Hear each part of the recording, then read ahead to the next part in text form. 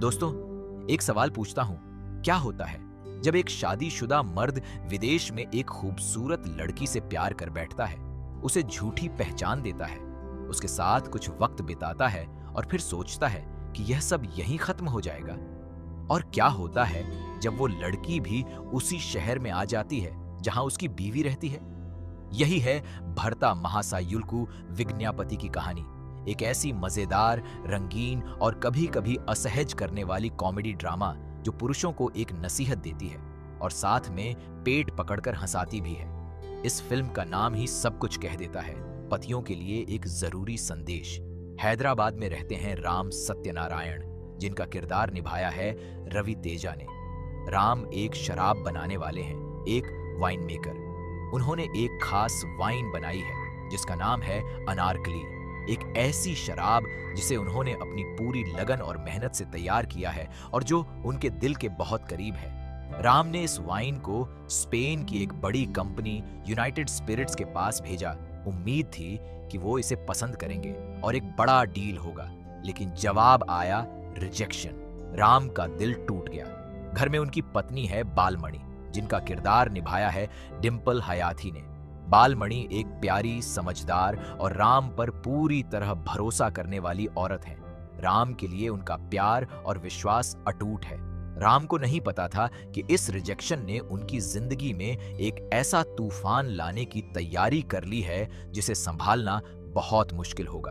राम ने तय किया कि वो स्पेन जाकर खुद यूनाइटेड स्पिरिट्स के मैनेजमेंट से मिलेंगे और अपनी वाइन अनारकली का केस रखेंगे। अपने पीए लीला के साथ, जिनका किरदार वेनेला किशोर ने निभाया है, वो स्पेन पहुंचे। यूनाइटेड स्पिरिट्स में जाकर पता चला कि उस कंपनी की एमडी हैं मनसा शेट्टी, जिनका किरदार निभाया है आशिका रंगानाथ ने। मनसा एक स्मार्ट, कॉन्फिडेंट और अट्रैक्टिव यंग वुमन है जो अपने काम में बहुत सीरियस है। लेकिन राम को पता चला कि मनासा ने अनारकली को उनकी पीए विंडा की सलाह पर रिजेक्ट किया था और विंडा दरअसल एक राइवल कंपनी के साथ मिली हुई थी। वो मनासा को धोखा दे रही थी और कंपेटिटर्स के पैसे लेकर मनासा के डिसीजंस को प्रभावित कर रही थी। राम ने एक प्लान बनाया। उन्होंने अपनी असली पहचान नहीं बताई, यानी यह नहीं बताया कि वो अनारकली के क्रिएटर हैं। उन्होंने खुद को सत्य बताया और मनसा के करीब जाने की कोशिश की। और यहां शुरू हुई वो कहानी जो बाद में एक बड़ा तूफान बनने वाली थी।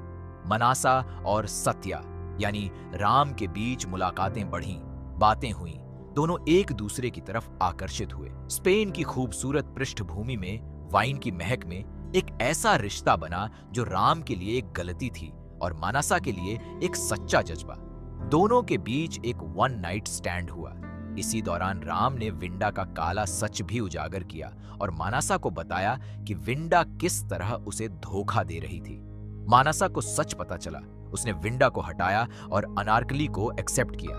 राम का काम हो गया था, डील हो गई और वो वापस हैदराबाद आ गए। इंडिया वापस आकर राम के घर में सब ठीक था। बालमणि खुश थी, परिवार खुश था, लेकिन राम के अंदर एक बेचैनी थी, एक गिल्ट था और उस गिल्ट को भुलाने की कोशिश में वो अपनी रोजमर्रा की जिंदगी में डूबे हुए थे। लेकिन किस्मत को कुछ और मंजूर था।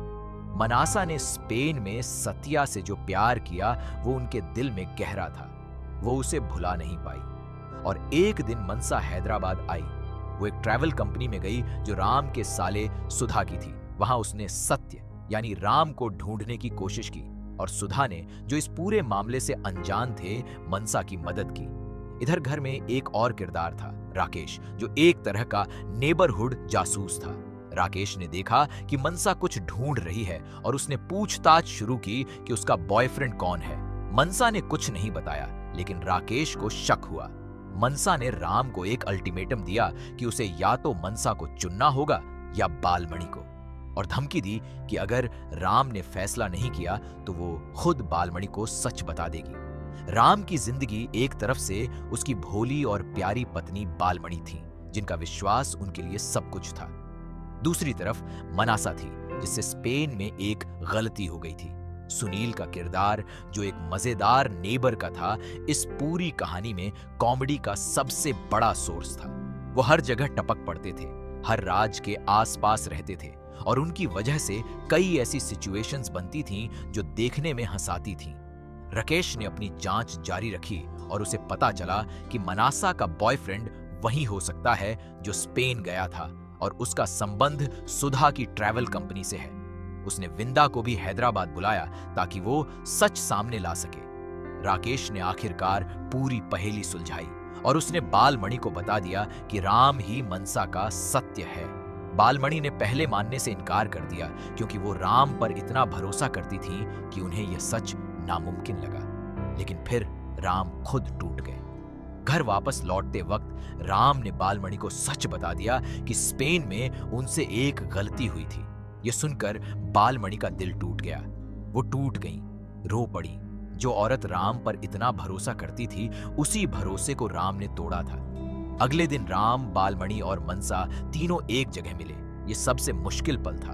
राम ने अपनी गलती स्वीकार की, माफी मांगी। उन्होंने कहा कि उन्होंने जो किया वो गलत था, इसके लिए कोई जायज वजह नहीं है। मनसा को भी सच पता था कि राम शादीशुदा थे और उनका घर बसा हुआ था। आखिर में बालमणि और राम ने अपना रिश्ता फिर से एक नई शुरुआत के साथ जोड़ने की कोशिश की। यह फिल्म एक ऐसे मर्द की कहानी है जिसने एक पल की कमजोरी में अपनी पूरी जिंदगी को दांव पर लगा दिया और फिर उस गलती के नतीजे भुगते।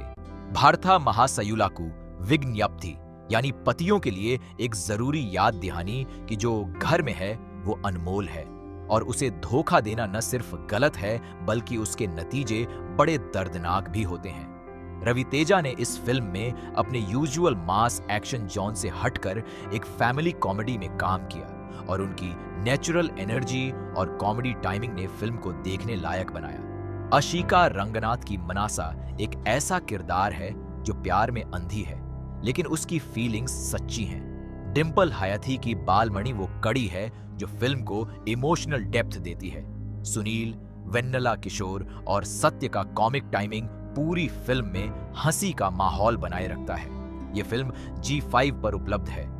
अगर आप एक ऐसी फिल्म देखना चाहते हैं जो हंसाए भी और साथ में यह भी सोचने पर मजबूर करे कि एक पल की गलती का कितना बड़ा अंजाम हो सकता है, तो भरता महासायुल्कू विज्ञप्ति जरूर देखें। अगर यह कहानी आपको पसंद आई हो, अगर इस मजेदार और सोचने पर मजबूर करने वाले सफर ने आपको बांधे रखा हो, तो इस वीडियो को अभी लाइक करें, हमारे चैनल को सब्सक्राइब करें और घंटी का बटन जरूर दबाएं ताकि ऐसी और मजेदार और लाजवाब कहानियां सबसे पहले आप तक पहुंचती रहें।